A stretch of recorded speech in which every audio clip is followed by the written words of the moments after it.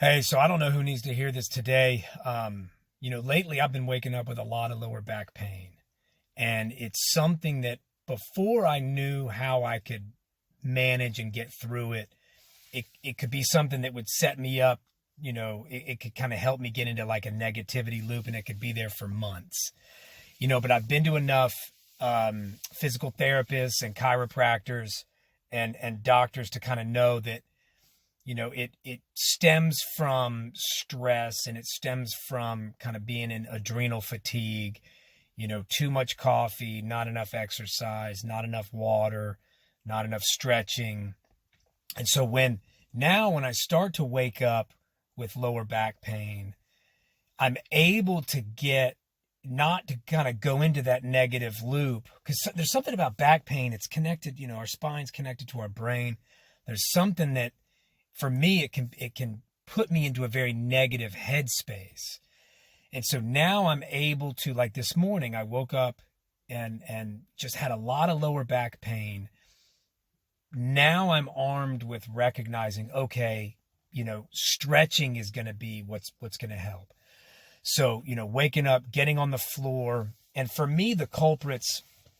So if you look at your thigh, on either side, you've got tendons, right? So the adductor runs on the inside and the IT band runs on the outside. Those get really tight for me. So targeting stretches, whether you have an apparatus like a foam roller or a Theragun, or whether you don't, they're a quick Google search. You can find stretches to start to take the tension out of those. Also, you've got the TFL on the front. You've got the piriformis on the back.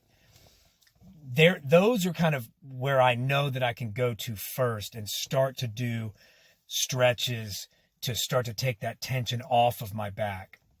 There's something about our mental or our emotional body, for me, that's attached to, the physical body, where if I don't do that daily maintenance on myself, when I've got that lower back pain or that tightness, men, a lot of us, we hold our tension in our hips, and it can come out as lower back pain. Just this kind of tightness there.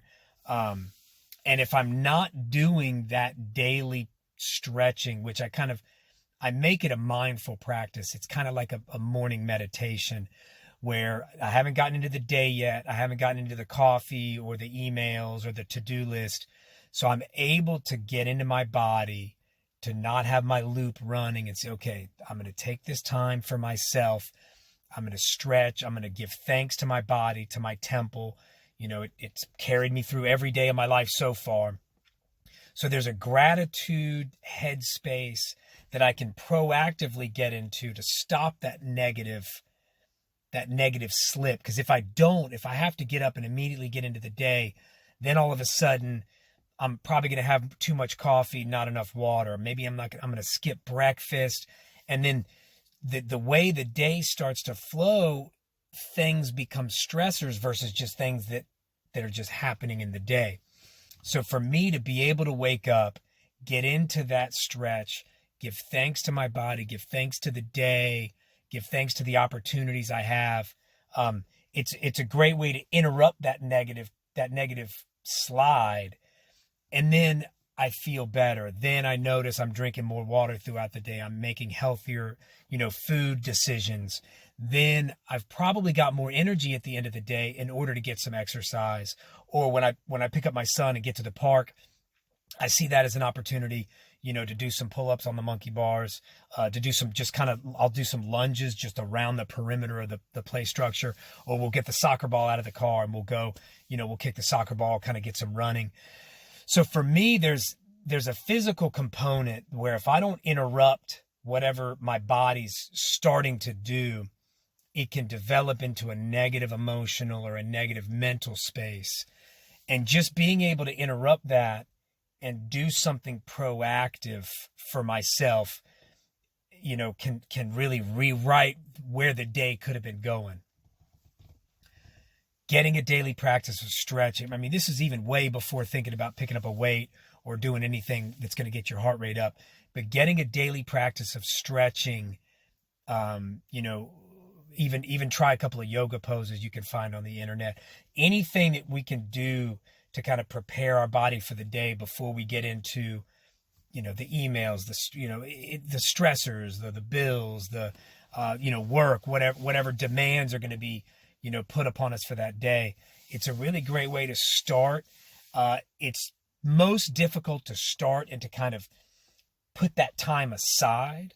But if you can just set the alarm for 15 minutes earlier, 30 minutes earlier, and say, okay, I'm going to stretch. You don't have to know anything about stretching. Find something on the internet the night before. Say, okay, I'm going to have this intention. I'm going to try this pigeon. Pigeon pose for me is really good to get the piriformis, which is kind of in the back side of the hip. And it's a really great way to open up the hips, and it really takes tension off of my lower back. My lower back pain can go pretty much immediately. And then I can go to stretching the adductors, rolling out the IT band. I do have a foam roller. It's really beneficial. You can even get the TFL with the foam roller. It's just a great way, recognizing on the hero's journey, no one's coming to rescue me. I've got to be the hero of my own story. And being able to interrupt any of that physical discomfort that's starting to show up is a really great way to write at least the story for that day. Okay, I'm going to be the hero this day. This little thing could have set me up for 3 months of negativity if I didn't do these stretches, if I just started to feel into it, popping ibuprofen or whatever.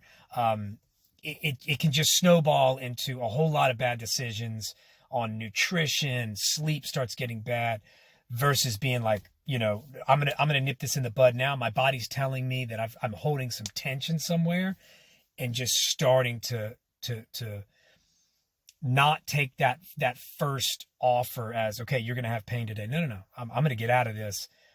It can be a great way to start to rewrite that victim story, at least for me.